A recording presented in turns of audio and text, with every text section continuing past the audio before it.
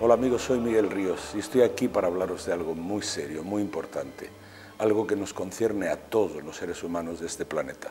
No sé si sabéis que hay en la Tierra más de 30 conflictos armados, más de 30 guerras que están masacrando la vida de la gente más débil, de la gente más necesitada, de la gente más inocente en definitiva. Estamos aquí para parar esta locura. Estamos aquí porque creemos, desde todo punto de vista, que es inmoral, obsceno, mantener esta situación de beligerancia mientras seres humanos se mueren de hambre y los países se gastan ingentes cantidades de dinero.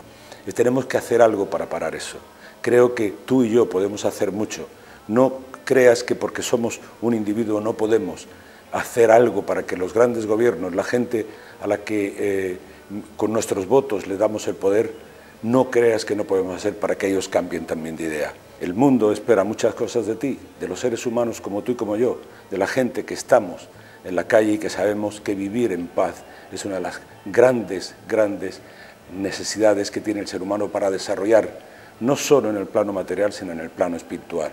Únete a nosotros, a la marcha mundial por la paz y la no violencia. No te quedes parado, tira adelante. Lucha por tus derechos y lucha por los derechos de la humanidad.